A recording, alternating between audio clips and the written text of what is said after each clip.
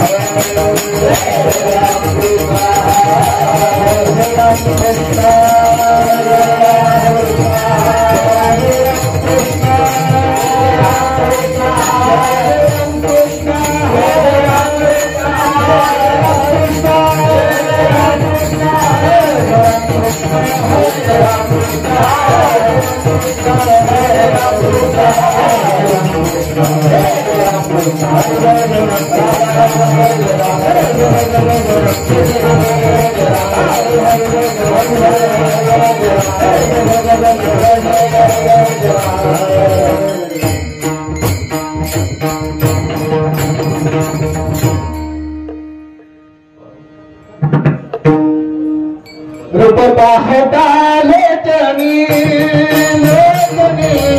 रूप पाहता लेटनी रूप पाहता लेटनी रूप पाहता लेटनी रूप पाहता लेटनी रूप पाहता लेटनी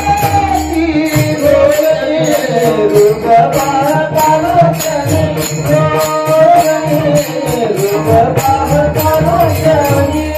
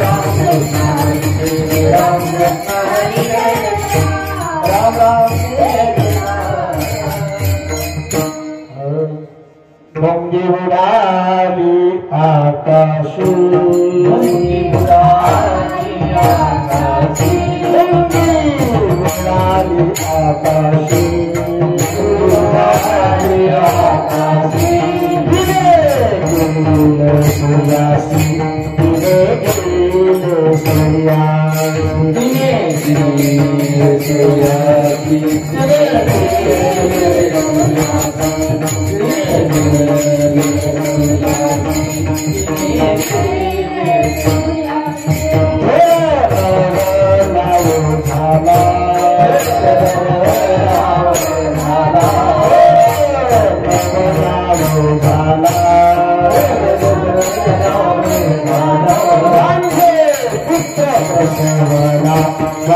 पुत्र प्रसेवना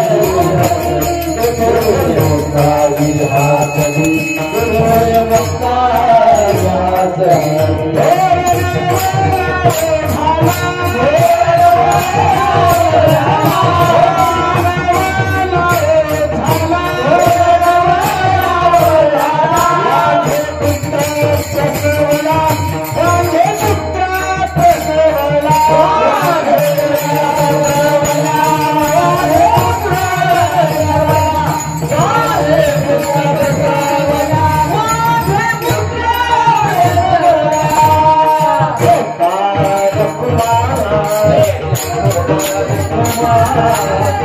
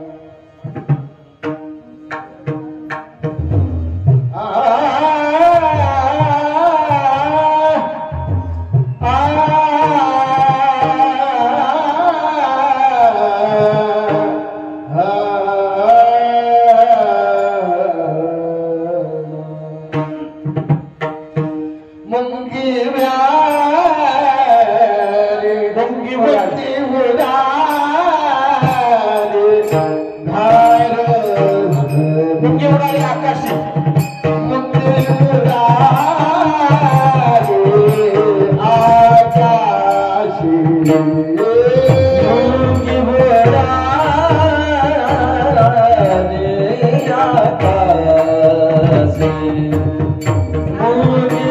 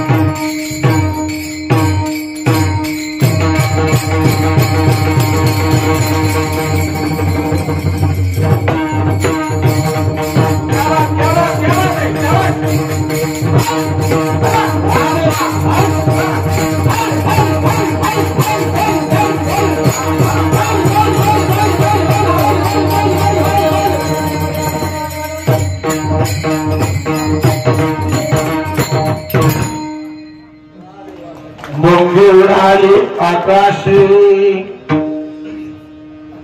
तिने गिळले सूर्यासी थोर नवला झाला वांझे पुत्र प्रसवला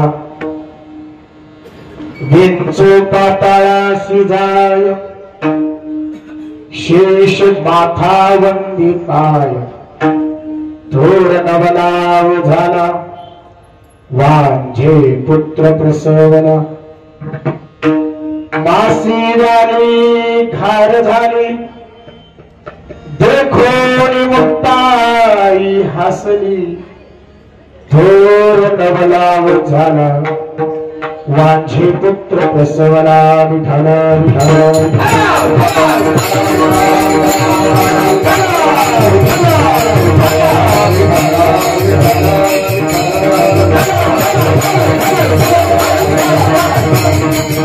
महालोक पीठ तटे भीमरथ्या वरम पुंडलिकाय गातुन मुनींद्रे समागत तिष्ठन्तमानन्द कन्दं परब्रह्मलिङ्गं भजे पाण्डुरङ्गम्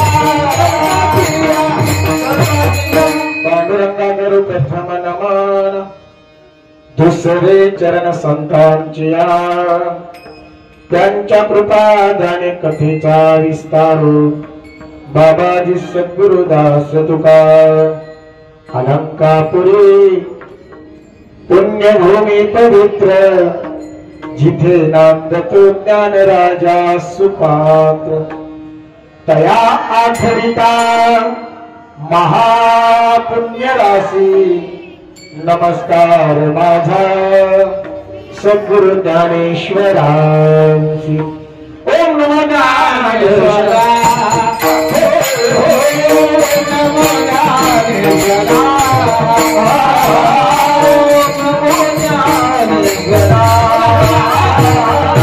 ओम नमो ज्ञानेश्वराय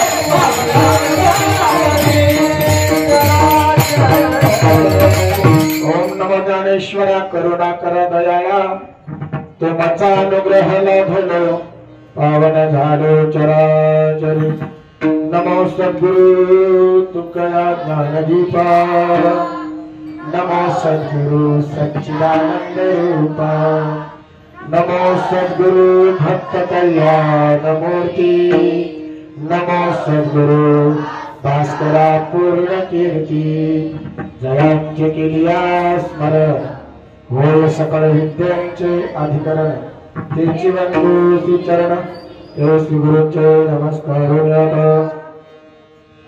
मुंगी उडाली आकाशी तिने गिळले सूर्यासी प्रस्तुत कीर्तनपी सेवेकरता निवडलेला अभंग महान भगवत वारकरी संप्रदायाच्या संत परंपरेमध्ये आणि त्यातल्या त्यात स्त्री संतांमध्ये अग्रगण्य असलेल्या संत विष्णुमाऊली महाविष्णूचा अवतार ज्ञानियांचा राजा ज्ञानोबराय महाराज यांच्या धाकट्या भगिनी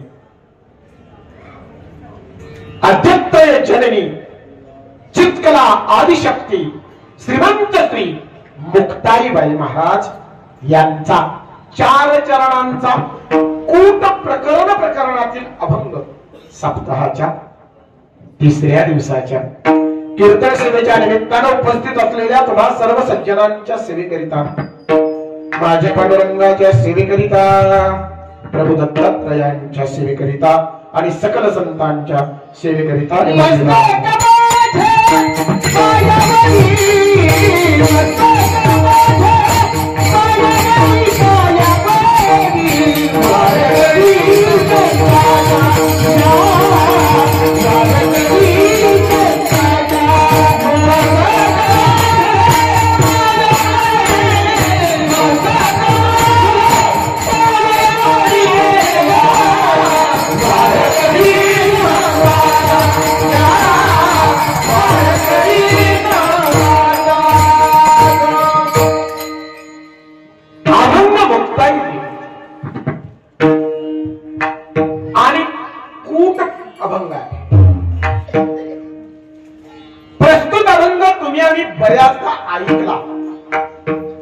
बऱ्याचदा ऐकला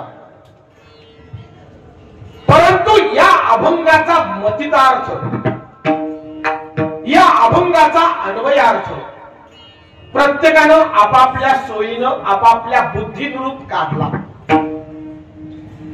भले भले कीर्तनकार या अभंगाला हात लावायची हिंमत करत नाही कारण हा खूप अभंग आहे मोठे मोठे कीर्तनकार या अभंगापासून दूर राहतात पण मी धाडस केलं त्याचं कारण आहे गोतुळ माझं गाव आहे आणि बसलेली सगळी माणसं माझी आहेत मला असं वाटलं धाडस करूया झाली एखादी चूक तर माझी माणसं आपला माणूस म्हणून क्षमाही करते आणि म्हणून धाडस हे केलंच पाहिजे का लांब पळायचं घेऊया बघूया आणि म्हणून मुद्दाम होऊन आमच्या मुक्ताईंचा सुंदर गोड असा अभंग स्त्री संतांचा अभंग कीर्तनाला घ्यावा की नाही हा शक्यतो प्रश्न नाही. वारकरी संप्रदायामध्ये पुरुष संतांना जितकं महत्व आहे तितकंच तुलनेनं स्त्री संतांना सुद्धा महत्व आहे. जेवढे सामर्थ्यवान पुरुष संत वारकरी संप्रदायामध्ये झाले तितक्याच सामर्थ्यवान स्त्री संत सुद्धा वारकरी संप्रदायामध्ये.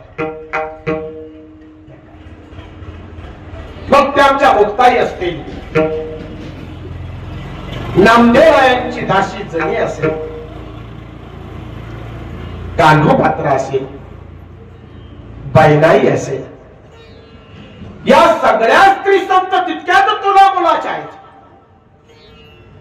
जेवढा अधिकार ज्ञानोबारायांचा, जेवढा अधिकार एकनाथ महाराजांचा, जेवढा अधिकार माझ्या जगद्गुरु तुकोबारायांचा, तितकाच अधिकार मुक्ताईचा आहे, तितकाच जनीचा आहे, तितकाच कान्होपात्रीचा आहे आणि तितकाच माझ्या बैनाईचा आहे. वारकरी संप्रदायाने कधी कुणाचा भेद केला नाही. सर्वधर्म समभाव समाजामध्ये नांदावा. 750 वर्षापूर्वी वारकरी संप्रदायानं या महाराष्ट्राच्या मातीमध्ये समतेचा आणि बंधुतेचा संदेश दिला. नुसता संदेश दिला नाही तर संतांनी तो या मातीमध्ये रुजवला. 750 वर्षापूर्वी ज्या काळामध्ये जाती व्यवस्था भीषण आहे,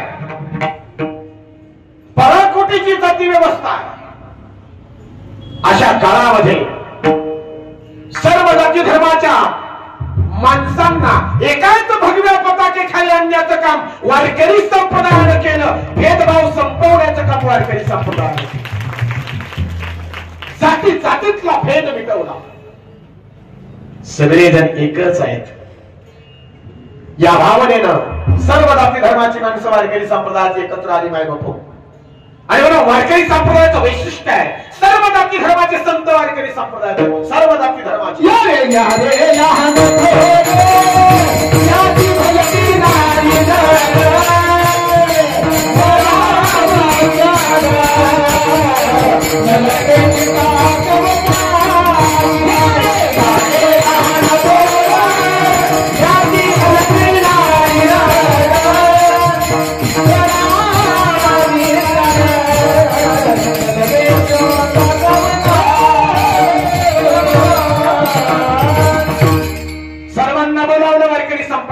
सगळ्यांना हाका मारल्या.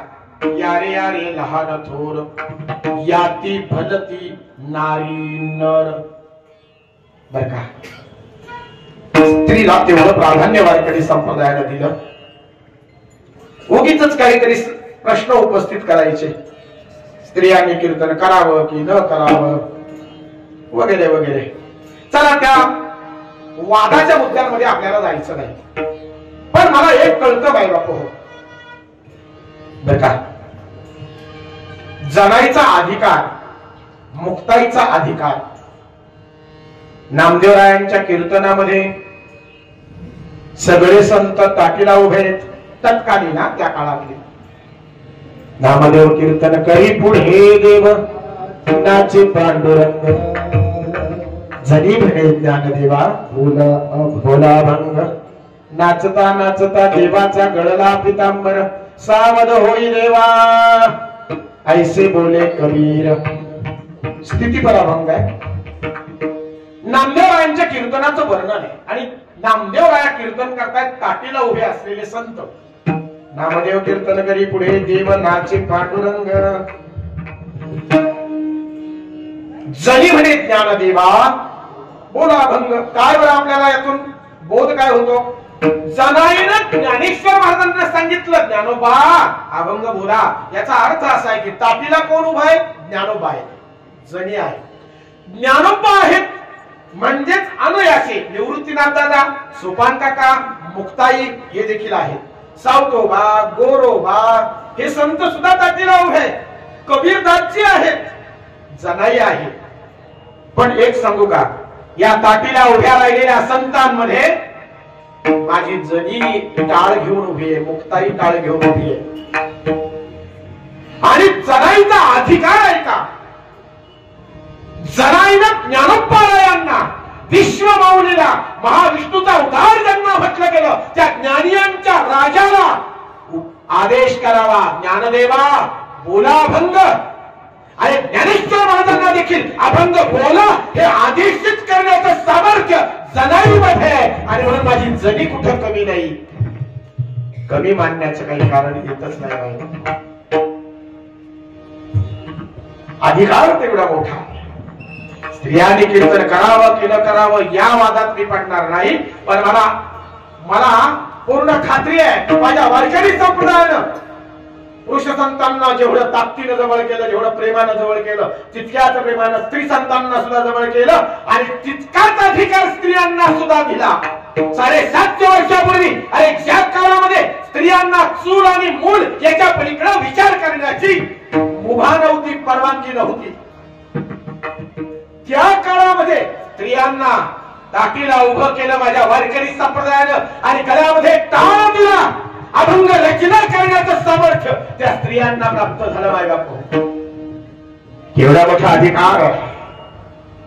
आणि म्हणून वादात पडू नका. अधिकार सगळ्यांना दिला वारकरी संप्रदायानं. सकलांशी येथे आहे अधिकार सगळ्यांना. म्हणून समता समभाव प्रस्तावित केला वारकरी संप्रदायाने. माय बापू स्त्रियांच्या तुलनेनं पुरुषांच्या तुलनेनं स्त्रियाही उभ्या राहिल्या. आणि म्हणून वारकरी संप्रदायात जर भेदच नसेल, भेदाभेद नाम अमंगल जर असेल, एका विष्णुमय जग वैष्णवांचा धर्म भेदाभेद भ्रम अमंगल, जर भेदाभेद अमंगल आहे तर मला वाटतं स्त्रियांनी कीर्तन करावं की पुरुषांनी करावं हा भेदच राहत नाही. चला त्याच्यावर आपल्याला उत्तर शोधायचं नाही. आपला अभंग फार वेगळा आहे. परंतु मुक्ताईंचा अभंग कीर्तन सेवेसाठी घेतला त्याचं कारण आहे. ज्ञानोबांचे अभंग आम्ही नेहमी ऐकलो, ते ऐकतो, त्याच्यावर कीर्तन ऐकतो. नाथबाबांच्या अभंगांवर आम्ही कीर्तन ऐकतो, तुकोबांच्या अभंगांवर कीर्तन ऐकतो, सावतोबा गौरवबा चोखोबा सगळ्यांच्याच अभंगांवर आम्ही कीर्तन ऐकली. कधीतरी स्त्री संतांची अभंग कीर्तन सेवेसाठी घेतले जावेत. आणि आजचा अभंग हा मुक्ताईंचा आहे, जिला आद्यत्रय जननी म्हटलं गेलं. आद्यत्रय जननी मूर्तिमंत शक्तीचं प्रतीक मुक्ताई. लक्षात घ्या, मुक्ताई कोणी सर्वसामान्य मुलगी नाही, सर्वसामान्य स्त्री नाही. ती आद्यत्रय जननी, तिन्ही देवांना जननी, तिन्ही देवांना जन्माला घालणारी, तिन्ही देवांना प्रत्यक्ष आणणारी. एक वाक्य तुम्हाला सांगू का? ब्रह्माच्या रूपानं सोपान काका या भूतलावर आले, किंवा ब्रह्म सोपानाच्या रूपानं, ब्रह्म सोपान तो ब्रह्म सोपानाच्या रूपानं या पृथ्वी तलावर आले. ज्ञानोबा महाविष्णूचा अवतार, ज्ञानोबा प्रगटले. महाविष्णूचा अवतार सखा माझा श्रमण आहे त्याला. आणि भगवान शंकरजींच्या अवताराचं प्रतीक म्हणून प्रत्यक्ष भगवान शंभू निवृत्तीनाथ दादांच्या रूपानं अवतरित झाले. पण एक सांगू का, या तिघांनाही आणणारी माझी मुक्ती आहे. मुक्तीमुळे हे तिघही आले आणि महाराष्ट्रावर थोर उपकार झाले. आणि म्हणून मुक्तीचं सामर्थ्य तितकं मोठं आहे. बाबा अतिशक्ती मुक्ताबाई, अतिशक्ती मुक्ताबाई, अतिशक्ती मुक्ताबाई, अतिशक्ती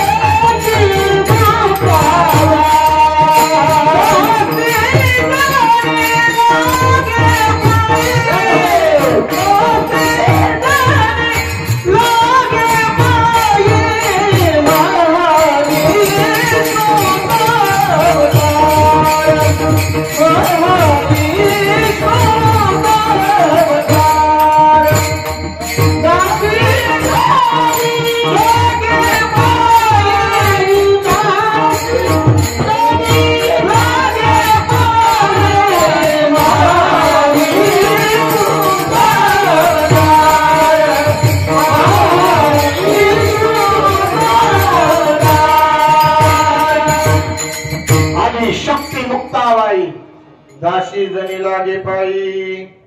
आदिशक्ती मुक्ताई आहे. आदिशक्ती लक्षात घ्या. हा आदिशक्ती या शब्दाचा अर्थ परमात्मा जितका डायरेक्ट या पृथ्वी तलावर अवतीर्ण होतो. लक्षात घ्या. भगवान परमात्मा जितक्या ताकदीनं डायरेक्ट म्हणतोय मी, मध्ये काहीच नाही.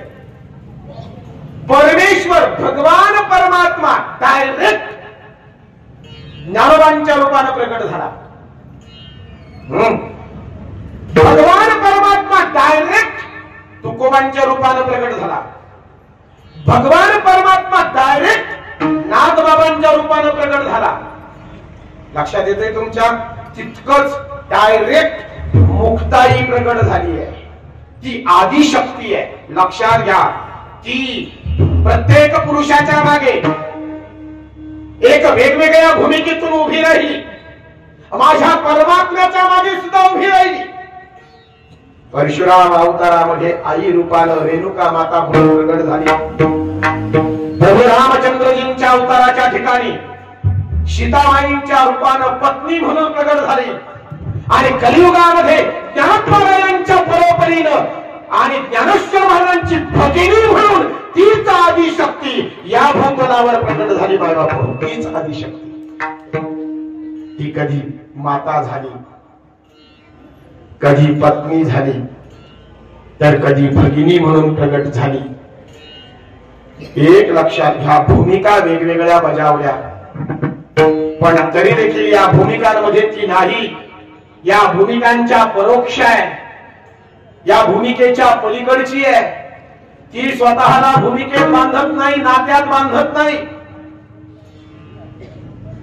एक लक्षात घ्या. तुम्ही माना अथवा मानू नका, पण ती आदिशक्ती जरी परशुरामजींच्या आईच्या रूपानं प्रकट झालेली असली तरी ती परशुरामाची आई नाही. कीर्तन विद्वानांसाठी आहे, कारण पुढचा अभंग सगळा विद्वानांसाठीच आहे. बुद्धी शाबूत ठेवून कीर्तन ऐका. अगदी जागेवर. जरी परशुरामांची आई म्हणून रेणुका माता प्रकट झाल्या असल्या आई म्हणून, तरी ती आई नाही. जरी प्रभू रामचंद्रजींची पत्नी म्हणून सीताबाईच्या रूपानं ती आदिशक्ती प्रकट झाली असली तरी ती प्रभू रामचंद्रजींची पत्नी नाही. कदाचित वाक्य तुम्हाला जड वाटतील, पण थोडंसं शास्त्रातून गेल्यानंतर तुमच्या लक्षात येईल. आणि ती ज्ञानोबायांच्या भगिनीच्या रूपानं मुक्ताई म्हणून जरी प्रकट झालेली असली तरी ती ज्ञानोबायांची बहीण मुक्ताई नाही. ती केवळ आणि केवळ आदि चित्कला शक्ती आहे. ती कुठं बंधनात बांधली जात नाही. परमेश्वराला जसं बंधनात बांधता येऊ शकत नाही. बेटा, वेगवेगळ्या अवतारांमध्ये ती जरी परमेश्वराच्या मागे उभी राहिली. एक सांगू का तुम्हाला, एकाच हिरोच्या मागे ती हिरोईन एखाद्या पिक्चर मध्ये कधी त्याची बहीण म्हणून काम करते, तीच हिरोईन पुढच्या पिक्चर मध्ये कधी तिची पत्नी म्हणून काम करते, तीच हिरोईन कधी त्या दुसऱ्या चित्रपटामध्ये आई म्हणून काम करते, बहीण म्हणून काम करते. याचा अर्थ असा नाही की ती त्याची बहीण आहे, ती त्याची आई आहे. तिच्या भूमिका बदलल्या, पण मूळ ती आदिशक्तीच आहे. आणि ती भगवंताला येण्याला सुद्धा कारणीभूत आहे. भगवंताच्या अवतार कार्यामध्ये सुद्धा ती सहकारिणी आहे, सहचारिणी आहे. तिच्याशिवाय कोणतंही कार्य होऊ शकत नाही,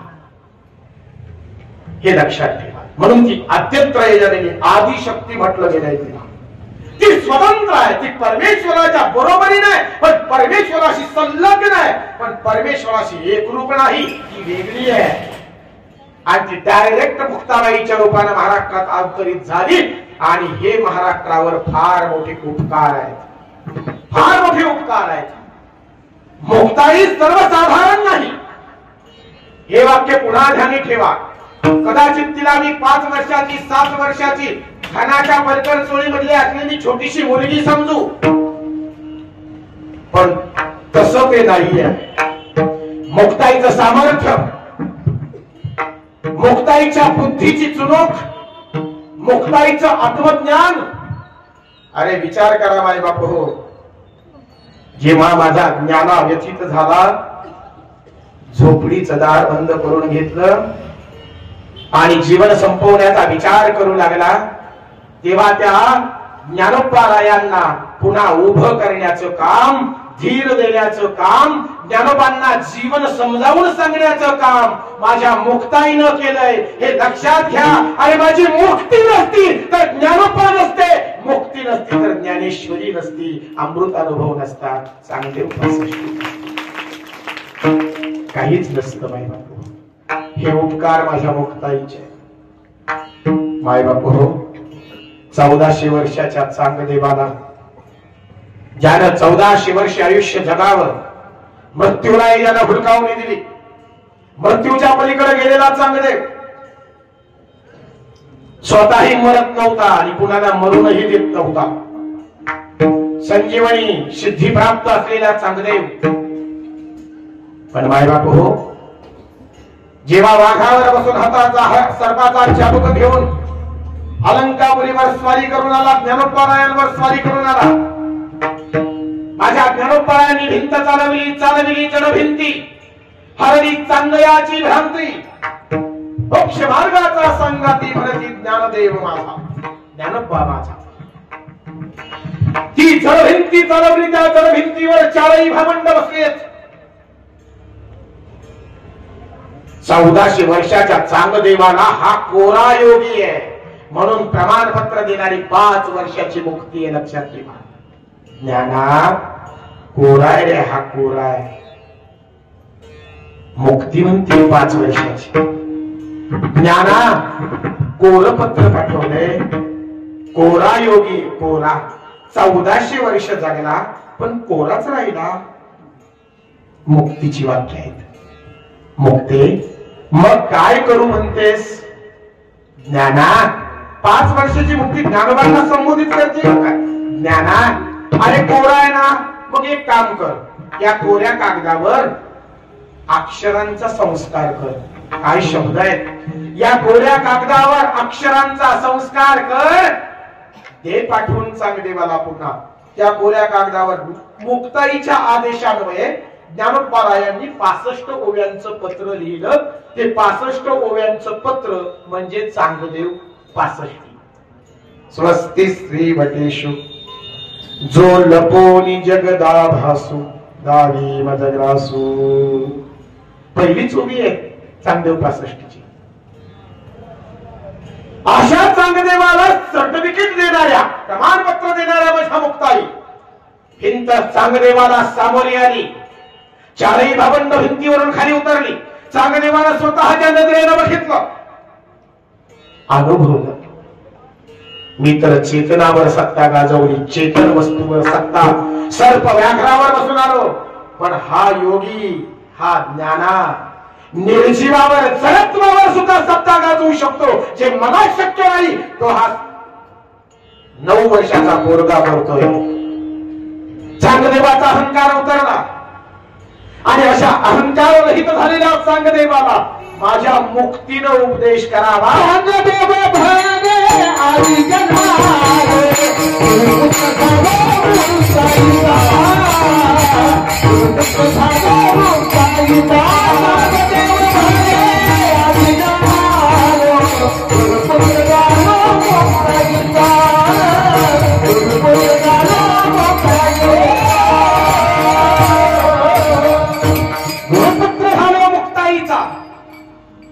चांगदेवाला पुत्र म्हणून संबोधणारी 5 वर्षाची मुक्ताई आहे. विचार करा हा माय बापू, 5 वर्षाची पोरगी 1400 वर्षाच्या अगाध ज्ञानाला, अगाध तपश्चर्येला, अगाध अनुभवाला पुत्र म्हणतीये, मुलगा मानतीये. किती वर्षाची पोरगी? 5 वर्षाची पोरगी एवढ्या महान योग्याला आपला मुलगा म्हणतीये, मुलगा. आणि त्याला आदेश करते, चांगदेवा असं व्यर्थ जगू नकोस, जन्म मृत्यू हातात घेऊ नकोस. ती परमेश्वराची सत्ता आहे, ती सत्ता गाजवण्याचा तुला अधिकार नाही. कुठवर जगणार चांगदेवा? समाधीस्थ हो. चांगदेवाला समाधिस्थ हो म्हणून सांगण्याचा अधिकार मुक्ताईचा आहे माय बापू. म्हणून एक सांगू का माय बापू, हो, परमार्थामध्ये वय महत्वाचं नसतं, परमार्थामध्ये अधिकार आणि योग्यता महत्वाची असते. तो किती वयाचा आहे हे महत्वाचं नाही, त्याची योग्यता काय, अधिकार काय, माझ्या मुक्तीचा अधिकार किती मोठा आहे माय बापू. सांगायला शब्द कमी पडतील, कारण आपल्याकडे अभंग थोडासा वेगळा आहे आणि म्हणून अभंगाकडे जाणं गरजेचं आहे. अभंग एक वेगळा आहे. मुंगीचा विचार या अभंगामध्ये मुक्ताईनं केला. अभंगाकडे जाऊया. संतांच्या अभंगामध्ये बऱ्याचदा मुंग्यांचा विचार आलेला आहे, बऱ्याचदा आलेला आहे. प्रत्येक संतांची मुंगी आहे बर का. नामदेवरायांची सुद्धा मुंगी आहे. तुम्हाला अभंग कदाचित माहित असेल. मुंगी व्याली सिंगी झाली, तिचे दूध किती 17 रांजण भरून गेले, प्याले 12 हत्ती, आगी लटके न बोलू वर्तमान खोटे. नामदेवराया मुंगी सांगतायत. मुंगी व्याली सिंगी झाली. कोण व्याल? मुंगी.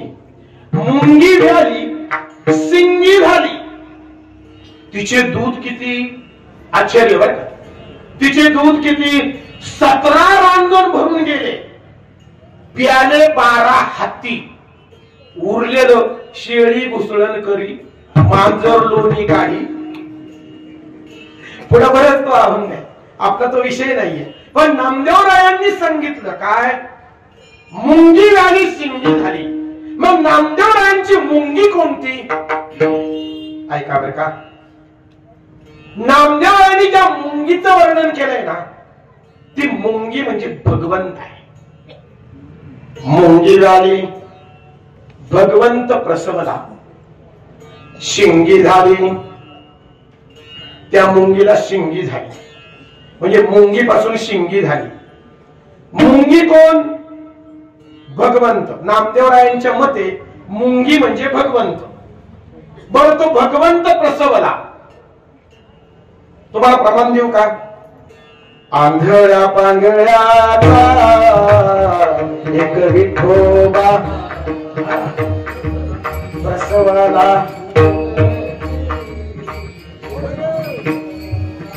आनंद लक्षात. तोच प्रसविला आहे, तोच जाणता आहे. प्रमाण आहे. आंधळ्या पांगळ्याचा तोची विठोबा प्रसवला देव. मग मुंगी देव आहे, तो प्रसवला आणि झाली सिंगी. सिंगी म्हणजे संसार. लक्षात घ्या. हा मुंगीला सिंगी झाली आणि ही सिंगी जगवण्यासाठी, लक्षात घ्या, सिंगीचा आणि संसाराचं तादात्म्य, एक गुणधर्म जर बघितले तर ते समान आहे. त्यात खोलात जायचं नाही आपल्याला, कारण मला परत अभंगाकडे यायचे. तर भगवंत प्रसवला आणि संसार नावाची सिंगी झाली आणि तिला जगवण्यासाठी भगवंतानी निज सुखाचं दूध दिलं. निज सुख. त्या निज सुखाच्या दुधावर ही सिंगी जगायला लागली, ते दूध प्यायला लागली. या संसारात संसार निज सुखाचं दूध परमेश्वरानं इथं दिलंय, आत्मसुखाचं दूध दिलंय. ते तुम्हाला मला प्रत्येकाला दिलंय, पण सगळ्यांना ती चव चाखायला मिळत नाही. बघा, हा बारकाई नाही. सगळ्यांना ते दूध चाखायला मिळत नाही. ज्यांना ते दूध चाखायला मिळालं ते सिंगी म्हणून राहतच नाही, ते पुन्हा मुंगी होतात. कळतंय का? ज्यानं आत्मसुखाचं दूध चाखलं त्याला पुन्हा संसारात राहण्याची गरज पडत नाही. तो परमात्मा स्वरूप होतो, म्हणजे शिंगीतून पुन्हा मुंगी होतो. भावार्थ कळतोय? बर, आत्मसुखाच्या दुधावर तुम्ही आम्ही जगतो सगळेच जण. एक लक्षात घ्या, इंद्रियांकडून इंद्रिय विषय भोगिल्यानंतर जे काही सुखाची प्राप्ती होते ती सुखाची प्राप्ती सुद्धा ब्रह्मसुखच आहे. बारकाईला ऐका सिद्धांत. इंद्रियांकरवी विषय भोगल्यानंतर त्या विषय भोगाच्या नंतर जे काही सुख निर्माण होत ते सुद्धा ब्रह्मसुखच आहे. परंतु आमच्या ठिकाणी अज्ञान असल्यामुळे ते ब्रह्मसुख आम्हाला अनुभवता येत नाही. जे काही तुम्ही आम्ही अनुभवतो ते सगळं लटकच अनुभवत आहोत. प्रत्येक वाक्य जड आहे. फक्त मी काय म्हटलं आधी, बुद्धी जागेवर ठेवून ऐका. ते अज्ञानामुळे कदाचित आम्हाला जाणवत नाही, अनुभवायला येत नाही. तुमच्या माझ्या ठिकाणी संसार प्रतीत झाला. वास्तविक आम्ही भगवत स्वरूपच आहोत. नवे नवे आम्ही भगवंतच आहोत. मुद्दा लक्षात घ्या. अजून एक प्रमाण देऊ का तुम्हाला? हे संसार, हे जगत, हे विश्व म्हणजे देव की हे विश्वच देव? तुमची बुद्धी काय उत्तर देते? देवानं जरी विश्व जन्माला घातलं किंवा जगत निर्माण केलं असं जरी आम्ही म्हणत असलो तरी देखील भगवंतांनी जगत निर्माण केलेलं नाही, तर भगवंत स्वतःच विठ्ठल जरी तरी भरला एका भावना जीवला अगदा तुझी माईला विठ्ठल जरी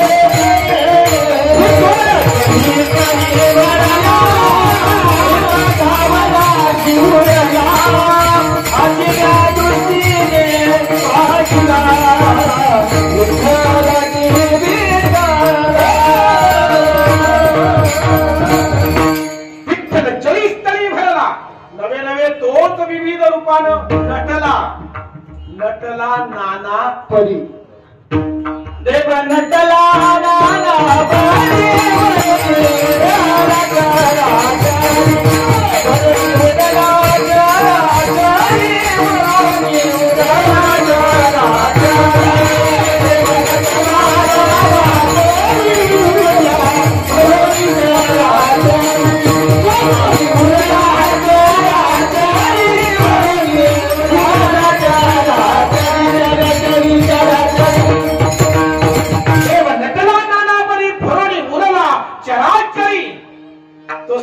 विविध रूपानं नटलाय. फुलातला सुगंध तो आहे, पाण्यातली शीतलता तो आहे, आगीतली दाहकता तो आहे, पक्ष्यांचा स्वर तो आहे, नदीचा कलकलाट तो आहे.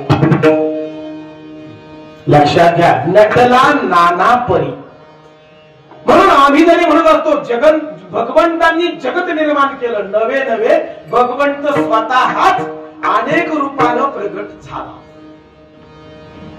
लक्षात घ्या, नदीतलं पाणी, झऱ्याचं पाणी, विहिरीचं पाणी, बोरचं पाणी, ग्लास मधलं पाणी, गडू मधलं पाणी वेगवेगळं जरी असलं तरी हे सगळं पाणी सागराचं आहे. तुमचं काय मत? हे सगळं पाणी सागराचं आहे. ते तिथून आलंय. ते नदीत जरी दिसत असलं, तलावात धरणात जरी दिसत असलं, झऱ्यांमधून जरी वाहत असलं, विहिरीत जरी दिसत असलं तरी हे सगळं पाणी सागरापासून आलं. लक्षात घ्या, पाणी तत्वतः एकच आहे. पाणी तत्वतः एकच आहे. पाण्यात भिन्नता नाही, पण आकारांमुळे भिन्नता आली. भिन्नता आकारामुळे. हाच सिद्धांत ज्ञानोबारायांनी पैठणच्या धर्मसभेमध्ये रेड्याच्या मुखी वेद बोलवताना सांगितला. ज्ञानोबा म्हणतायत शरीर भेद बाजूला ठेवा, कारण मुख्य पंडित म्हणाले, काय रे ज्ञान्या, तो रेडा वेद बोलेल म्हणतोस, काय रे, त्याला 2 शिंग 4 पाय शेपूट आहे, तुला आहे का? ज्ञानोबा म्हणतायत हा शारीरिक भेद आहे, त्याचा आणि माझं शरीर वेगळं आहे, पण त्याच्यातलं चैतन्य आणि माझ्यातलं चैतन्य एकच आहे. हे जर त्यानं ओळखलं नाही तर त्यालाही वेद बोलणं अशक्य नाही आणि त्यालाही आत्मउद्धार करणं अशक्य नाही. ज्ञानोबांनी ते सिद्ध केलं की चैतन्य मात्र एक आहे. पैठणच्या धर्मसभेमध्ये चैतन्य मात्र एक आहे. रेडा वेद बोलला आणि त्या रेड्याची समाधी झाली. महाराष्ट्रातले लाखो वारकरी त्याच्या पायावर नतमस्तक झाले. अरे तसं जर बघितलं तर सगळ्यात निर्बुद्ध प्राणी रेडा आहे.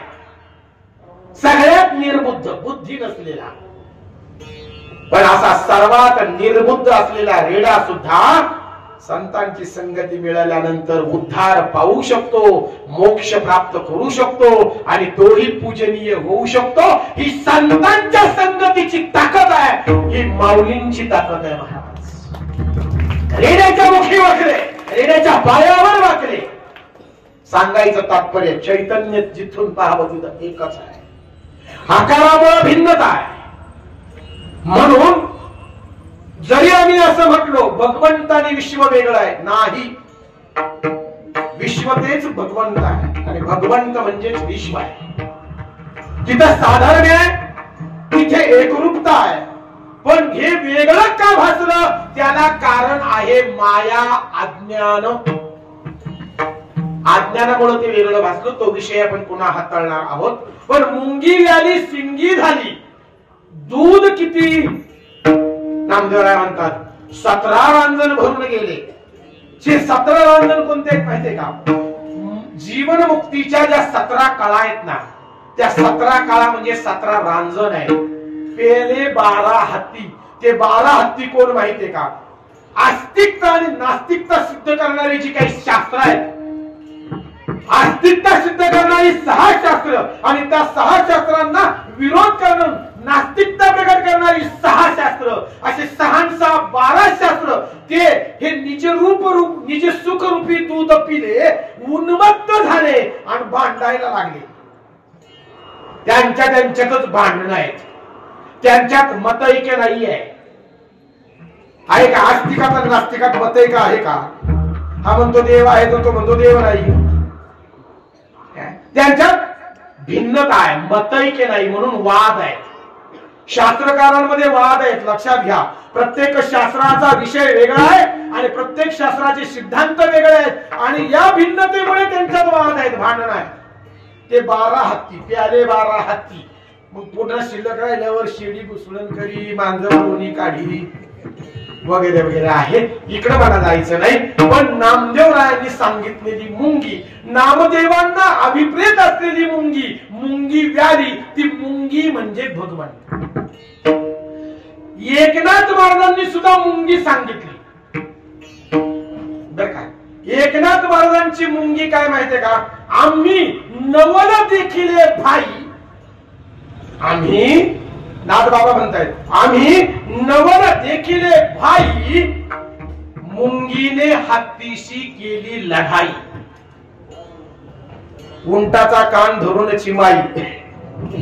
पुढे बरंच आहे ते. भला मोठा अभंग आहे. तुम्ही बघा जरा घरी गेल्यावर. सगळा माझाही पाठ नाही, पण एक प्रमाणापुरतं मी सांगतो की नाथबाबा म्हणतात आम्ही नवल देखिले भाई. आज आम्ही नवल बघितलं. काय? मुंगीने हत्तीशी केली लढाई. मुंगीनं हत्तीशी लढाई केली, हे आज आम्ही नवल बघितलं. बरं, नुसती लढाईच केली नाही तर मुंगी विजयी झाली. हे कसं शक्य आहे? भला प्रचंड ताकदवान शक्तिवान हत्ती, त्या हत्तीवर मुंगीनं कशी काय मात केली? तर त्याचा एक भला मोठा निरूपण होऊ शकतं. थोडक्यात सांगतो तुम्हाला. जंगलामध्ये आणि सिंहानं स्वतःला राजा म्हणून घोषित करण्याचं ठरवलं. पण त्याला मतैक्य पाहिजे होतं, त्याला मत पाहिजे होती, सगळ्यांची संमती पाहिजे होती. म्हणून सिंहानं जंगलात मतदान घेण्याचं ठरवलं. सगळीकडे प्रचार केला आणि सिंह सगळ्यांच्या मतानुसार जंगलाचा राजा झाला. सगळ्यांनी त्यालाच मत दिली. कोणाला? सिंहाला. आणि तो जंगलाचा राजा झाला. काही वर्षानंतर हत्तीची ताकद वाढली आणि मग हत्तीनं ठरवलं मी वेगळा पक्ष स्थापन करणार, मी वेगळा पक्ष स्थापन करणार, पुन्हा निवडणूक होणार, हे आम्हाला मान्य नाही, जंगलचा राजा मीच होणार. आणि मग हत्तीनं सुद्धा उमेदवारी फॉर्म भरला. पुन्हा जंगलात निवडणूक लागली. आता जो तो ज्याच्या त्याच्या सामर्थ्यानं प्रचार करू लागला. सिंहानं त्याचा त्याचा प्रचार केला, हत्तीने त्याचा त्याचा केला. पण एक सांगू का, शेवटी हत्तीची ताकद ती हत्तीची ताकद. हत्तीनं सगळ्यांना सांगितलं कुणाला मतदान. एक सांगू का, ज्याची ताकद जास्त ना त्यालाच करत जा, आपल्या फायद्याचं. विरोधाचा भाग सोडून द्या, आपल्याला काही तिकडे जायचं नाही. पण हत्ती ताकदवान आहे. बाकीच्यांनी सगळ्यांनी विचार केला याच्या विरोधात जर गेलो तर हा आपल्याला चिरडीन, त्यापेक्षा हा म्हटलेलं बरं. बरं, त्या हत्तीनं असं केलं की म्हणाला विरोधी पार्टीचा जो आहे ना प्रमुख नेता सिंह, याला सुद्धा कब्जात घ्यायचं, म्हणजे निवडणुकीचा प्रश्न शिल्लक राहत नाही. म्हणून सिंह पाणी पित असताना मागून हत्ती गेला आणि उचलून मानेवर आपटला सिंहाला. आणि मग विचारला तुझं मत. म्हणला तुम्हालाच. विरोध मोडला. मतदान तरी झालं, उमेदवारी अर्ज काय मागे घेतला नाही, जरी मानेवर पाडला तरी. शेवटी मतदान झालं. 6 वाजत आले. आता बूथ बंद होणार, मतदान थांबणार. तेवढ्यात मुंगी आली मतदान करायला.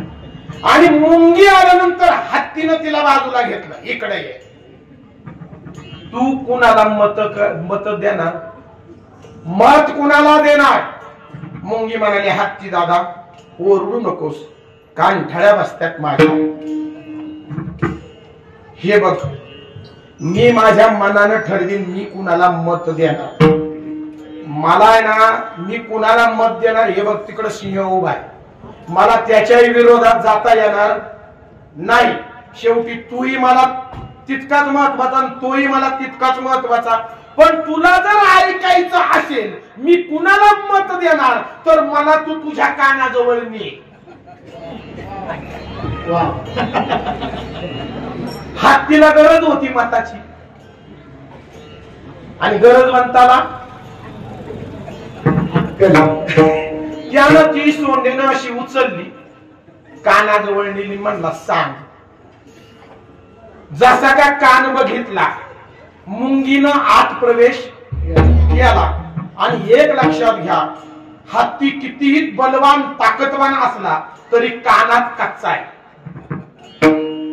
म्हणून ताकदवान जरूर व्हा, फक्त कानात कच्चे होऊ नका. विठ्ठल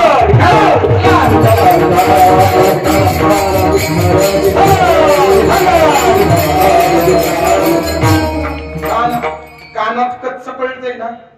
बरीच माणसं कानात कच्ची असतात, त्यामुळे बरेच वाद होतात, संघर्ष होतात. कानात कच्च असू नये.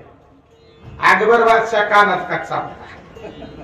ते कायम बिरबलाला विचारायचं काय करायचं काय करायचं, मग बिरबल सांगल तसं व्हायचं. असो, तो भाग आपला नाही. मुंगी हत्तीच्या कानात गेली आणि हत्तीचा कान कुरतडायला सुरुवात केली. हत्ती कानात कच्चा असल्यामुळं आता हत्ती तळमळू लागला, तडफडू लागला, मुंगीला म्हणू लागला अगं बाहेर निघ, काय करतेस. ती म्हणाली निघणार नाही. तिनं भलताच कान कुरतडायला सुरुवात केली आणि करता करता असं म्हणतात का त्यातच मुंगीनं वारुळ तयार केलं. कितीतरी मुंग्या झाल्या आणि त्या मुंग्या हत्तीच्या कानात जन्माला आल्या आणि इतका त्या मुंग्यांनी त्रास दिला की हत्ती गतप्राण झाला. आणि तिथं मुंगीचा विजय झाला ना, मुंगी जिंकली ना, जिंकली. आता हा प्रसंग हा काल्पनिक प्रसंग आहे, लक्षात घ्या. कल्पना आहे. वास्तवात काय ते सांगतो ऐका. एकनाथ महाराजांनी कोणती मुंगी सांगितली आणि कोणत्या हत्तीचा पराभव झाला. तो हत्ती होता मद. मद मद कोणाला सौंदर्याचा मद असतो, कोणाला तारुण्याचा मद असतो, कोणाला सत्तेचा मद असतो. लक्षात येतं ना. तो मदानं मदोन्मत्त झालेला हत्ती बर का, त्याचा पराभव व्हावा असं जर वाटत असेल तर संतांचा उपदेश रूपी मुंगी, संतांची उपदेश रूपी मुंगी जेव्हा कानात जाते किंवा गुरुचा उपदेश जेव्हा कानात जातो तेव्हा त्या उपदेशानं मदरूपी हत्तीचा पराभव होतो आणि मुंगी विजयी होते. इथं काय सांगायचंय लक्षात घ्या नाथांना. त्यांना एकच बाब सांगायची की संतांचे विचार, गुरुचा उपदेश कितीही बलाढ्य अहंकारी शक्तिशाली हत्ती असू द्या, तो मद संपवण्याचं काम, त्याचा पराभव करण्याचं काम संतांचा उपदेश करतो. आणि म्हणून माय बाप हो, अहंकार घालवायचा असेल, मद संपवायचं असेल तर संतांच्या उपदेशाशिवाय आणि गुरुच्या उपदेशाशिवाय पर्याय नाही. विठ्ठला विठ्ठला.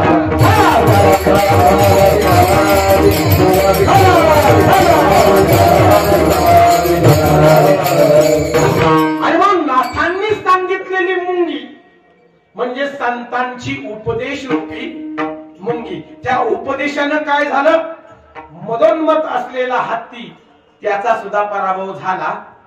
मदरूपी हत्तीचा पराभव उपदेश रूपी मुंगीनं केला. ती नाथांना अभिप्रेत असलेली मुंगी. आताशी 2 मुंग्या झाल्या. पायाला मुंग्या आल्या की डोक्याला आल्या. ठीक. अजून एक मुंगी सांगतो तुकोबारायांची.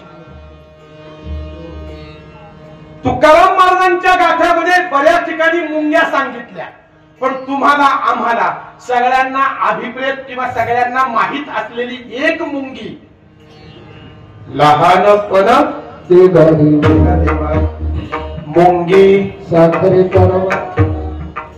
इथं मुंगीचा विचार आलाय किंवा तुकोबाराया मुंगीचा उच्चार करताय. मग ही मुंगी कोणती? तुकोबारायांनी सांगितलेली मुंगी ती नम्रता नावाची मुंगी आहे. नम्रता म्हणजे कोणाचं कोरीचं नाव आहे. नम्रता म्हणजे विनयता, वाकणे, नम्र होणे. ती नम्रता नावाची मुंगी आहे, लहानपण रूपी मुंगी आहे. तुकोबाराया त्या मुंगीचं सांगतायत की मुंगी व्हावं किंवा लहानपण देगा देवा मुंगी साखरेचा रवा. तुकोबांनी मुंगी सांगितली.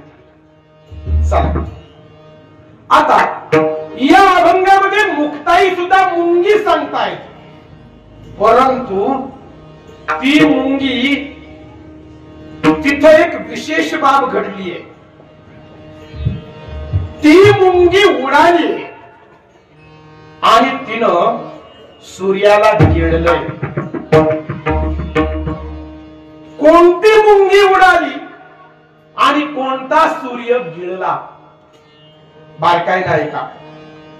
हृदय आकाशामध्ये, हृदय आकाश माहितीये, हृदय आकाशामध्ये अज्ञान रूपी मुंगीचा जन्म झाला आणि त्या अज्ञान रूपी मुंगी उडाली आणि तिनं आत्मरूपी सूर्याला, आत्मज्ञान रूपी सूर्याला गिळलं. हा सिद्धांत अभंगाच्या पहिल्या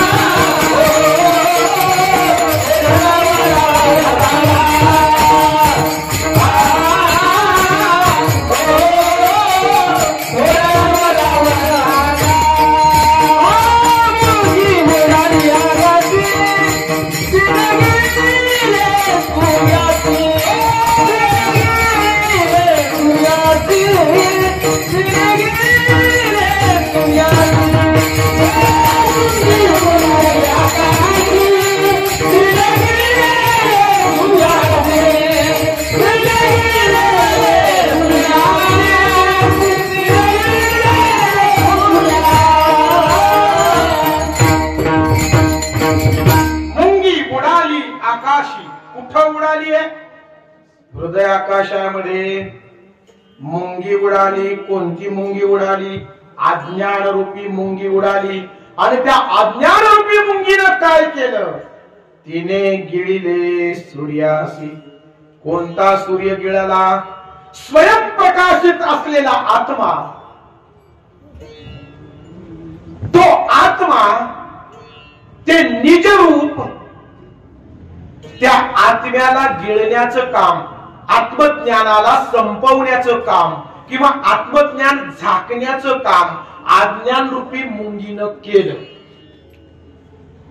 आता थोडस विचार करू. खरोखर अज्ञान ज्ञानाला झाकेल का हो? अज्ञानामुळे ज्ञान झाकलं जाऊ शकतं का?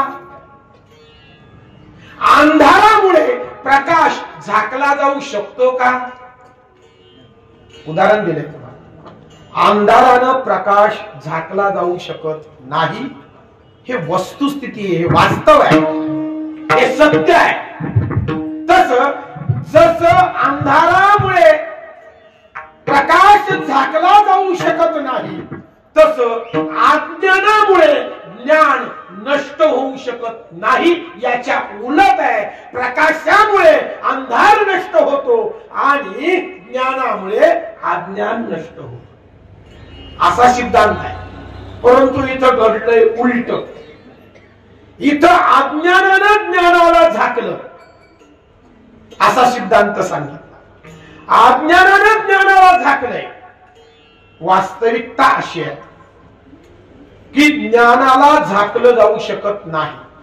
पण अज्ञान काय करतं माहितीये का?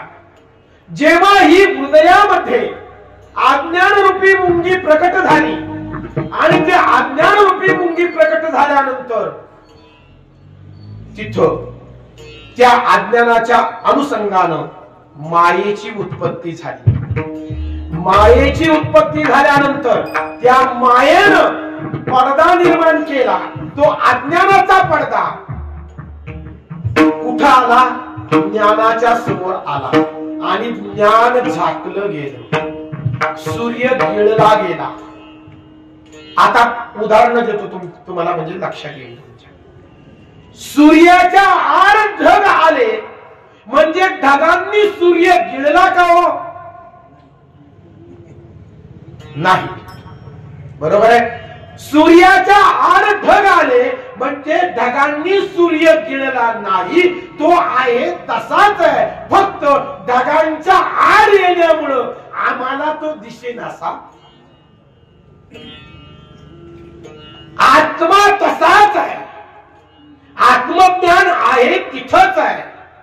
फक्त अज्ञान रूपी पडदा आल्यामुळं आम्हाला ते आत्मज्ञान अनुभवायचं राहून गेलं किंवा आमच्या अनुभवाला ते येत नाही. ज्ञानोपाराया म्हणताय, पृथ्वी निधाने भरली आहे, परी पायाला विन प्राप्ती नोहे. आत्मा स्वतः सिद्ध आहे. हा शब्द महत्वाचा. पण गुरुकृपा आहे तरीच प्राप्ती. पृथ्वी निधाने भरली आहे. निधान म्हणजे पाणी. पृथ्वीकडे पृथ्वीच्या पोटात पाणी आहे, पण ते आपल्याला नाही दिसत. पायाळा विन प्राप्ती नोहे. पाण्याच्या प्राप्तीसाठी कोण पाहिजे? पायाळ. पायाळ तो पायाळ पाणी दाखवतो ना, इथं खोदा, इथं तुम्हाला 2 इंच पाणी लागेल, त्यानं दाखवलं. तसं आत्मा स्वतः सिद्ध आहे, तो आहेच. ज्ञान कुठंच जात नाही. फक्त अज्ञानामुळे ते झाकलं. आत्मा स्वतः सिद्ध आहे, तो आहेच.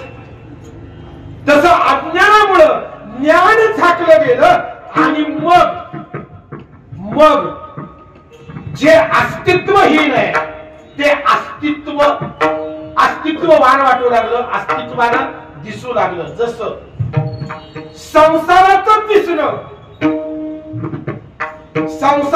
दिसणं अज्ञान की ज्ञान. म्हणून म्हटलं कीर्तन ऐकताना थोडस जागेवर राहायचे. हा, संसाराचं दिसणं अज्ञान की ज्ञान. तुम्ही जर अज्ञान म्हणाल तर ते दिसतंय, आमच्या समोर आहे, डोळ्यांनी दिसतंय, प्रतीतीला येतंय, अनुभवायला येतंय. त्याला तुम्ही खोटं नाही म्हणू शकत. माईकला हात लावतोय, मला जाणवतोय, हवा चाललीये, गाडी चाललीये, आवाज तुमच्या कानापर्यंत येतोय. आता माझा आवाज तुमच्या कानापर्यंत येतोय, खरा की खोटा? तुम्ही खराच म्हणाल ना, येतोय धडधडी, तर खोटं कसं काय म्हणायचं? तसं संसार दिसतोय खरा. जर तुम्ही म्हणाल तो खोटा आहे तर दिसतोय, आणि जर तुम्ही म्हणाल खरा आहे तर त्याला अस्तित्वच नाहीये. त्याला अस्तित्वच नाहीये. त्याचं दिसणं केवळ आणि केवळ अज्ञान आणि मायेमुळे आहे. जन्माला येताना जेव्हा आम्ही आईच्या उदरातून या संसारामध्ये प्रवेश केला, त्याच क्षणी जेव्हा पहिला श्वास घेतला, त्याच क्षणी हृदय गेलं मोहाच्या ताब्यात आणि बुद्धी गेली मायेच्या ताब्यात. आमच्या बुद्धीवर कब्जा केला मायेनं आणि आमच्या हृदयावर कब्जा केला मोहानं. मोह आणि मायेच्या अधीन आहोत तुम्ही आम्ही सगळेजण. म्हणून एक लक्षात घ्या, हा संसार रूपी चित्रपट आम्हाला दिसतोय. वास्तविक चित्रपट खरा की खोटा? चित्रपट खरा की खोटा? बोलत चला, म्हणजे काय कळा नाही. तुम्हाला काय वाटतं, खरा की खोटा? खरा? खोटा? खोटा म्हणाल तर दिसतोय आणि खरंय म्हणता येत नाही. ते चित्रपटात पडद्यावर आग लागली बरं का, एका घराला चित्रपट चालू आहे आणि घराला आग लागली, पण कुठं? ते पडद्यावर चित्रपटात आग लागली, लोक पळापळ करतायत. तिथं त्या थिएटर मध्ये एक बसलेला उठला, बाटली भरून पाणी आणलं, मागून पडद्यावर फेकून. बाकी काय करतो म्हणला, तुम्ही तसेच बसून राहा. कळते की नाही, समजते की नाही, माणूस आहे की नाही? एवढी अख्या आग लागली, माणसं पळापळ करताय, ओरडताय, आणि तुम्ही सुंभासारखे बसून राहिले. आग नको का विजवायला? ते म्हणले तू येडा झाला. ती आग जरी दिसत असली तरी खोटी आहे ती. लटिका देव भारा सर्व हा संसार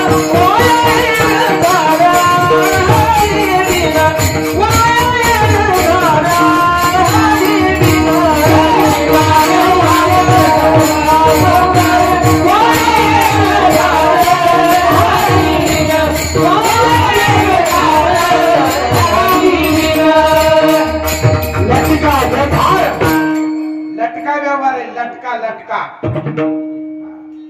जशी चित्रपटात पडद्यावर लागलेली आग जरी दिसत असली तरी खोटी. खिशात असलेली हजाराची नोट जरी दिसत असली तरी खोटी आहे ती. तुम्ही जावर दुकानात घेऊन हजाराची नोट, आता राहिले नाही म्हणायला, पण असले का कोणी जपून ठेवलेली जा घेऊन, आणि त्याला म्हणा 2 चॉकलेट देणार सुद्धा, तो फेकून दिली ती नोट. दुसऱ्या तो म्हणाला का? नाही म्हणाला, ही चालत नाही म्हणजे नाही म्हणजे चलनातून बाहेर गेली. आवडलेला आज काय करता? 1000 आहेत ना, थोडे लिहिलेत का ते? किती? 1000 आहेत. किती लिहिले त्याच्यावर? 1000 रुपये मात्र. अहो जर 1000ची नोट आहे तुम्ही म्हणता खोटी कशी?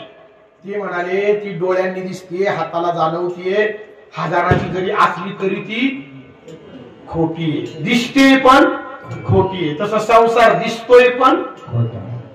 मान्य झालं? अजूनही नाही मान्य.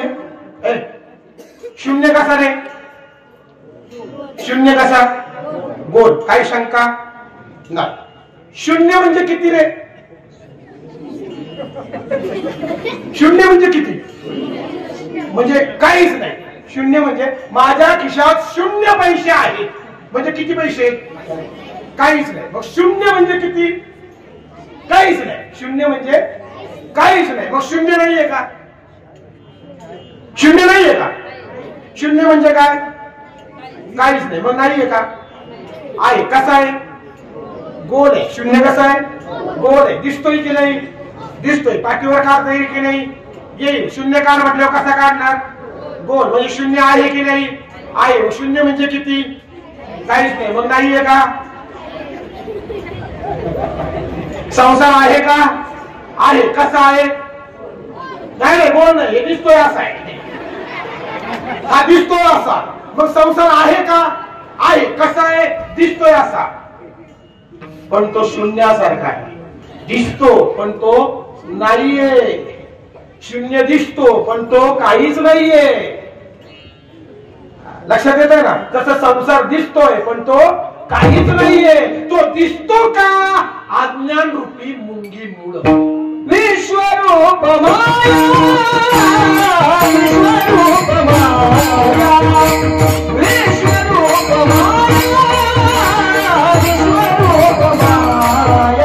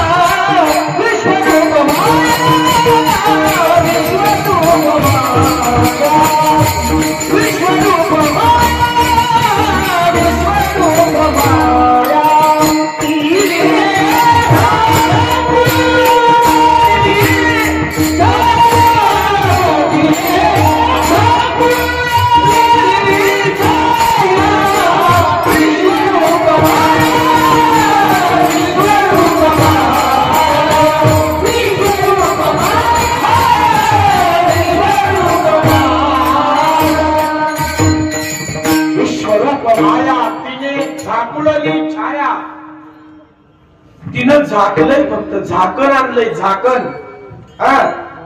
आमच्या ज्ञानावर, आमच्या आत्मज्ञानावर अज्ञान रूपी मुंगीनं झाकण आणलं. म्हणजे तिनं ते गिळलं नाही, गिळलेलं नाही. एक उदाहरण देऊ. रामायणामध्ये वनवासाला प्रभू रामचंद्रजी, सीतामाई, लक्ष्मण भैया चालले. अयोध्येतून बाहेर पडत असताना त्यांच्या जाण्याची स्थिती बघा. सगळ्यात पुढे प्रभू रामचंद्रजी आहेत, मध्ये सीतामाई म्हणजे प्रभू रामचंद्रजींच्या मागे सीतामाई आहेत आणि सीतामाईंच्या मागे लक्ष्मण भैया. ठीक आहे. तिघही एका रांगेत चालले. समोर रामप्रभूजी, मध्ये सीतामाई आणि मागे लक्ष्मण भैया. घडतंय काय माहितीये का? लक्ष्मणाला राम दिसत नाही. का दिसत नाही माहितीये का? मध्ये कोण आहे? सीतामाई. त्या सीतामाईंच्या असण्यामुळं लक्ष्मणाला राम दिसत नाही.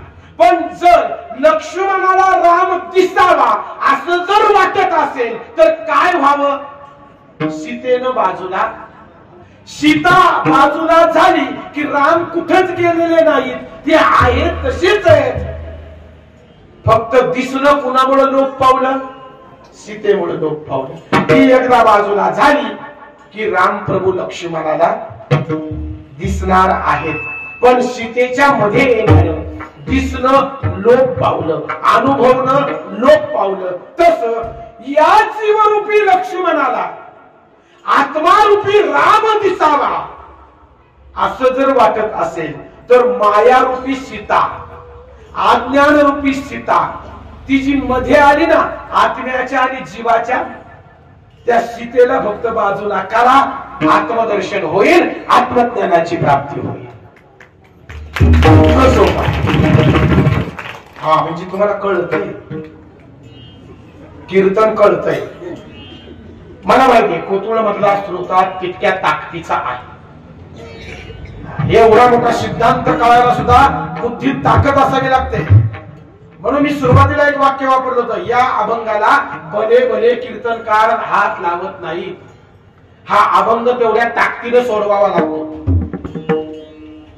अज्ञानाच्या रूपानं ती मुंगी प्रकट झाली आणि तिने आत्मरूपी सूर्याला गिळले. अर्थात गिळले नाही, फक्त झाकळले, झाकले आणि त्याच्यामुळं अनुभव येणं लोप पावलं. वास्तविकता अशी आहे की सूर्याला कुणीच झाकू शकत नाही, ज्ञानाला अज्ञान झाकू शकत नाही, अज्ञान ज्ञानाला नष्ट करू शकत नाही, तेवढं सामर्थ्य अज्ञानात नाही. बरोबर, इथपर्यंत मुद्दा कळला. आता एक सिद्धांत सांगतो तुम्हाला. मुक्ताई आणि माझ्या मुक्ताईचं सामर्थ्य आहे का? इथं मुक्ताईनं सिद्धांत मांडला आणि तो सिद्धांत विपरीत मांडला. लक्षात येते ना? विपरीत, न पटण्यासारखा किंवा एक चमत्कार आला. तिथं आलाय का चमत्कार? आपण सहज विचार केला, मुंगी उडाली, एक तर ती उडत नाही, मुंगी कधीच उडत नाही, पण ती उडाली. बरं, उडाली तर उडाली, तिनं पुढचा पराक्रम काय केलाय? तिनं सूर्याला गिळलंय. म्हणजे हा विपरीत सिद्धांत आहे. लक्षात येते ना? हे मनाला न पटण्यासारखं आहे. पण माझी मुक्ताई याच विपरीत सिद्धांताचं खंडन करते. म्हणून तिला चित्कला म्हटलंय. चित्कला, कलाकार आहे ती, कलाकार. तिनं मांडलं सुद्धा, मंडन केलं, सिद्धांताचं मंडन केलं, मांडलं, पण त्याच सिद्धांताचं खंडन सुद्धा केलं. हा, हे फक्त मुक्ताई करू शकते. 5 वर्षाची पोरगी महाराज, काय तत्वज्ञान आहे. वाचा जरा ताटीचे अभंग. कशी होती माझी मुक्ती, वाचा, बघा तिचं सामर्थ्य काय. तिच्या वयाकडे बघू नका माय बापू, तिचं सामर्थ्य बघा.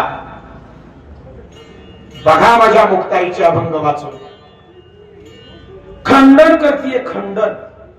ती म्हणाली, खरं तर हे विशेषच आहे की मुंगीने जन्माला यावं, तिनं आकाशात उडावं. मुंगी उडाली आकाशी आणि तिनं सूर्याला गिळावं. असं घडलंय, असं घडलंय. तुमच्या माझ्या बाबतीत तेच घडलंय. आमच्या हृदय आकाशामध्ये ती अज्ञानाची मुंगी जन्माला आली आणि जन्माला आल्यावर तिनं आमचा आत्मरूपी सूर्य, आत्मज्ञानरूपी सूर्य, स्वयंप्रकाशित सूर्य झाकला. म्हणून आम्हाला आत्मज्ञान नाही, वस्तुस्थितीचं ज्ञान नाही, सत्याचं ज्ञान नाही. आम्ही दांभिक, खोट्या, लाटक्या संसाराशी संलग्न आहोत. त्याला कारण आहे आमचं अज्ञान. जेव्हा आम्हाला सत्य उमगतं, अज्ञान नष्ट होऊन ज्ञानाचं प्रकटीकरण होतं, तेव्हा ते ज्ञान आम्हाला वास्तवात घेऊन जातं, सत्य आमच्या समोर आणतं. याला सिद्धांत मुक्ताई असा देतात, खंडन मुक्ताई असा करतात. विचार सागरामध्ये अजातवाद आहे. अजातवाद सांगत असतात. विचार सागर माहित आहे? वारकरी संप्रदायातले विचार सागर हा वारकरी संप्रदायात फार मोठा ग्रंथ आहे. त्याच्यात अजातवाद सांगितला. अजातवाद, तो अजातवाद सांगत असताना 2-3 महत्वाचे सिद्धांत सांगितले. त्या सिद्धांतामध्ये एक सर्वात महत्वाचा सिद्धांत आहे सर्परज्जू सिद्धांत. सर्परज्जू सिद्धांत म्हणजे काय आहे का? म्हणजे तुम्हाला हा सिद्धांत कळेल. संध्याकाळ झाली, धड अंधारही नाही आणि धड दिवसही नाही, असा संधिकालाची वेळ आहे. एक गुराखी जनावर घेऊन घराकडे चाललाय, गायी घेऊन घराकडे चाललाय. अंधारही नाहीये पूर्ण, दिवसही नाहीये पूर्ण, अशी स्थिती आहे. आणि त्याला रस्त्यावर पडलेला सर्प, आपलं दोरी दिसली, अशी वाकडी गेली.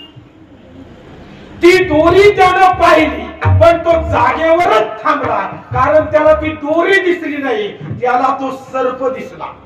त्याला असं वाटलं की रस्त्यात आडवा काय आहे? सर्प आहे. आता त्याच्या दृष्टीने काय आहे? दोरी नाही, त्याच्या दृष्टीने तो सर्प आहे. पण तो सर्प आहे का? सत्य काय आहे? ती दोरी आहे. सत्य दोरी आहे, पण त्या गुराख्याला तो सर्प दिसला.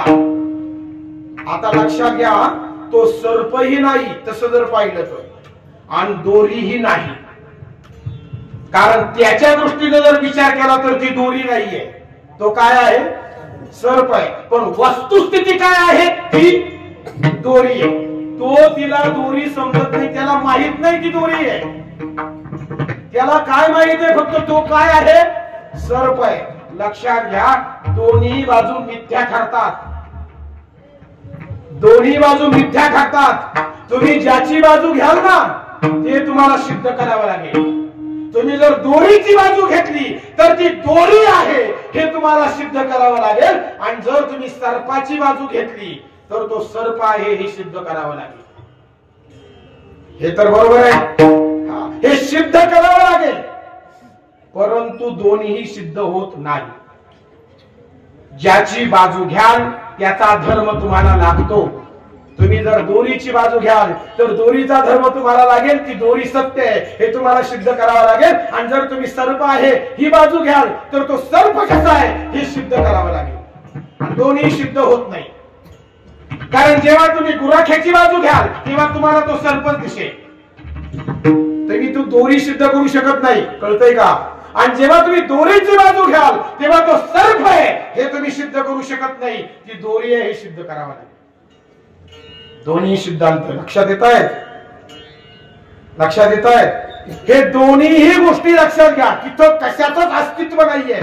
मग तसा जर विचार केला तर हृदय आकाशामध्ये केवळ आणि केवळ ज्ञानरूपी सूर्यच आहे, तिथं अज्ञानही नाही. दोष आमच्या दृष्टीचा आहे. बघा, हा सूर्य अजिबात ढगांनी गिळलेला नाही. खरं तर सूर्याच्या आड ढग आलेच नाही, ढग आमच्या दृष्टीच्या आड आले. तुमचं काय मत? सूर्याच्या आड नाहीये ढग, ढग आमच्या डोळ्यात चिपड आलेला. लय सोपं करतो आता. ज्याच्या डोळ्यात चिपड काढतात ना, डोळ्यात चिपड ज्याला आल्यात त्याला बाहेरचं नीट दिसत नाही. मग मला सांगा, बाहेर ज्याचं त्याचा दोष की याच्या दृष्टीचा दोष? तुम्ही चिपड काढा, दिसल की? दिसल ना. दोष दृष्टीचा आहे. कावीळ झालेल्या माणसाला दूधही पिवळं दिसतं आणि रातचं चांदणंही पिवळंच दिसतं. ते म्हणतंय चांदणं मला पिवळं दिसतंय, दूधही पिवळं झालंय.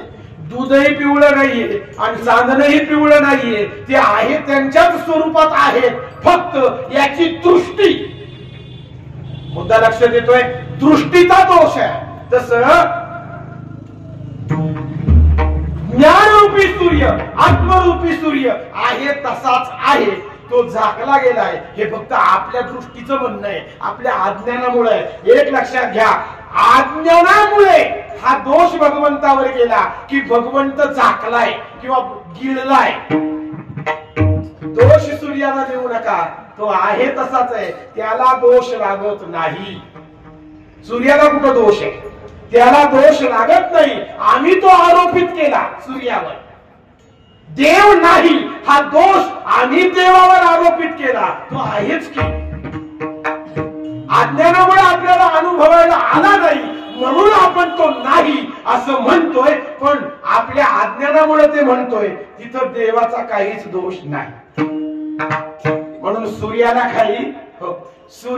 काही अज्ञान मुंगी गिळू शकत नाही. पण असं घडताना दिसलं असं मुक्ताई म्हणतीये, पण ते घडलेलं सुद्धा खोटं आहे. जसं ते खोटं आहे हे नवल वाटतं अभंगाच्या दुसऱ्याच्या.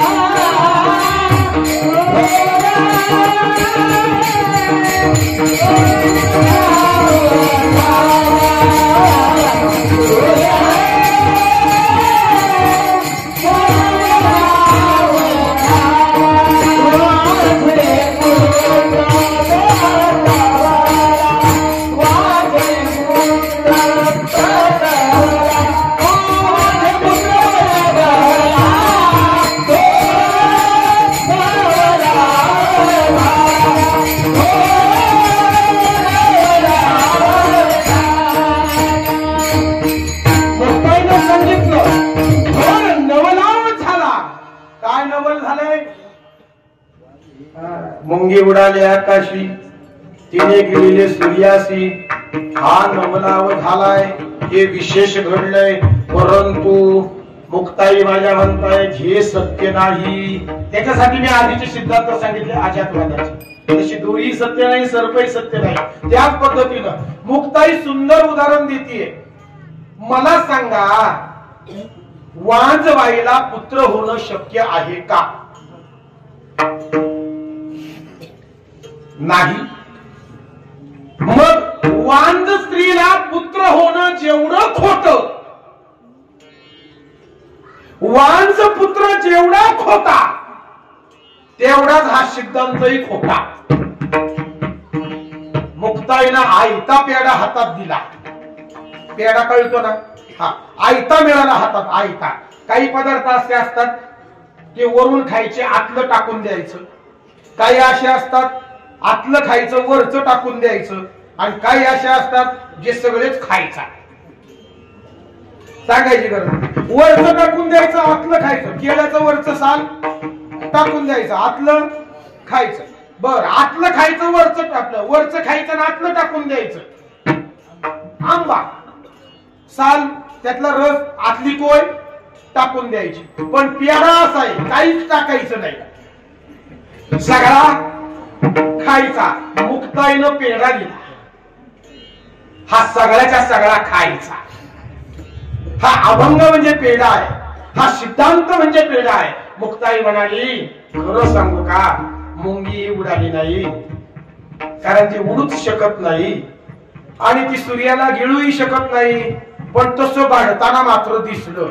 हृदय आकाशामध्ये अज्ञानाची मुंगी जन्माला आली आणि तिनं आत्मज्ञान रूपी सूर्याला गिळलं. पण तसं काही होत नाही. सूर्य आहे तिथंच आहे. आपलं अज्ञान, ते आपल्या अज्ञानामुळे कसं भासलं, तसं जाणवलं.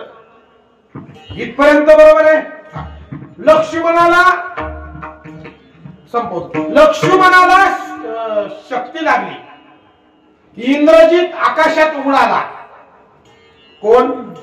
इंद्रजित आकाशात उडाला. पहिली माणसं आकाशात उडायची बिना पंखाची. आता ही माणसं उडात्यात, फक्त इमान लागत. तेव्हा बिना पंखाचे उडायची. वानर ही हनुमंतरायांचं तुम्हाला माहित आहे, अवकाश मार्गे ते जाऊ शकत होते. इंद्रजित हवेत उडाला आणि त्यानं लक्ष्मणाला शक्ती लावली. आता लक्ष्मण धरणीवर पडले, प्रभू रामचंद्रजींच्या मांडीवर. हनुमंत कुठे गेले? संजीवनी आणायला. आता ती संजीवनी आणायला गेले. द्रोणागिरी घेऊन येत असताना भरतानं अयोध्येच्या वरून जात असताना भरतानं बघितलं आणि माझ्या रामावर संकट आहे म्हणून भरतानं बाण सोडला. हनुमानजींना खाली पाडलं. आता खाली पाडल्यानंतर हनुमानजींना सांगितलं, सूर्योदयापूर्वी मला जाणं आहे. जर मी गेलो नाही तर लक्ष्मणाचं काहीतरी बरं वाईट होईल. सगळे रडायला लागले. अयोध्या रडायला लागली. सुमित्रा, कौशल्या, कैकेयी सगळे रडायला लागले. मात्र उर्मिला रडत नव्हती.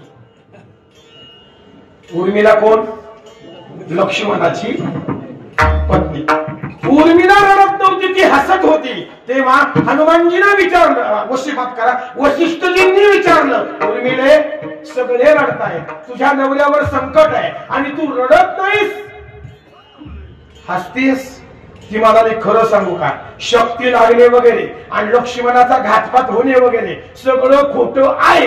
एक तर त्रिकालबाधित लक्ष्मणाला शक्तीच लागू शकत नाही, हा पहिला मुद्दा. दुसरा मुद्दा, माझं पातिव्रत्य माझ्या नवऱ्याला कधीच नुकसान होऊ देणार नाही. माझं पातिव्रत्य माझ्या नवऱ्याच्या मागे आहे. माझ्यात तेवढी ताकद आहे, माझ्या पातिव्रत्यामध्ये तेवढी ताकद आहे. लक्ष्मणाला काहीच होऊ देणार नाही. दुसरा मुद्दा. आणि तिसरा मुद्दा, तो लक्ष्मणच रामाच्या मांडीवर झोपलाय. जो वैकुंठ नायक परमात्मा आहे त्याच्या मांडीवर जो झोपलाय तो त्याला कसं काय होऊन देईल. आणि चौथा मुद्दा, प्रभू रामचंद्रजींच्या मांडीवर लक्ष्मण आहे. देवाच्या मांडीवर जो झोपलाय त्याला कुठलीही बाधा होऊ शकत नाही. अगदी हे सत्य आहे. या सगळ्यानुसार जर विचार केला तर अजून एक मुद्दा उर्मिला सांगते, भरपूर प्रमाणात दिली तिला, पण एक मुद्दा अजून ती सांगते. मी संतांचं म्हणजे वाल्मिकींचं रामायण वाचलंय. मी काय शब्द वापरतोय आणू जाणीवपूर्वक ऐका. मी वाल्मिकींनी लिहिलेलं रामायण वाचलंय. केले रामायण रामा आधी, म्हणजे रामायण जेव्हा प्रत्यक्ष घडत होत तेव्हा रामायण ही संहिता आधीच उपलब्ध होती. आणि मला माहित आहे वाल्मिकींनी त्याच्यात लिहून ठेवलंय काय, जरी लक्ष्मणाला शक्ती लागली तरी उसका बाल विवाह का नहीं हो सकता. आणि संतांच्या वचनावर माझा विश्वास आहे, वाल्मिकींवर माझा विश्वास आहे, माझ्या लक्ष्मणाला काहीच होणार नाही. उर्मिलेला जेवढं हे सत्य वाटलं ना, बाकीच्यांना काय वाटत होतं, लक्ष्मण सूर्योदयापूर्वी नाही आलं तर जाणार, पण तो जाऊच शकत नाही. तसं सूर्य झाकला जाऊच शकत नाही. वांजपुत्र जितका खोटा आहे तितकाच हा सिद्धांत खोटा आहे, पण तो आम्हाला अज्ञानामुळे खरा वाटला असं मुक्ताईंचं म्हणणं आहे. थोर नवलाव झाला वांजे पुत्र प्रसवला विठोबा.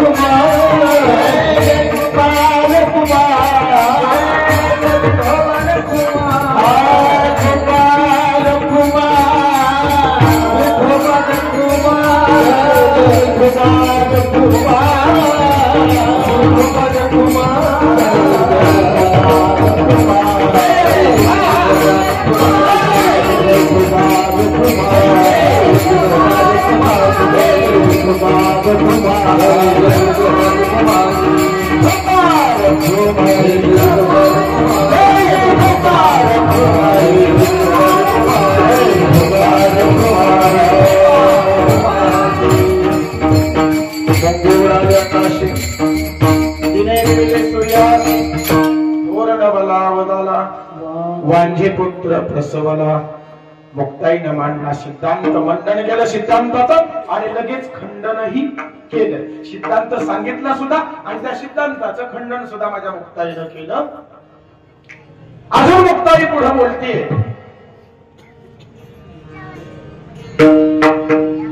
तिसऱ्या चरणात आपल्याला म्हणायचं नाही. तिसऱ्या चरणामध्ये मुक्ताई म्हणते, विंचू पाताळाशी जाय शेष माथा वंदित पाय. विंचू म्हणजे कोण, तर नाथबाबांनी विंचवाबद्दल सांगितलं. भारुडे नाथबाबांच्या विंचूचा वला तम घाम अंगासी आला तेने माझा प्राण. तो विंचू काम आहे, कामरूपी विंचू. एक लक्षात घ्या, पाताळाला गेला. पाताळाला गेला म्हणजे केव्हा जातो पाताळाला, पाताळाला जर पाताळात घालील याचा अर्थ काय, तुझा विनाश करेल.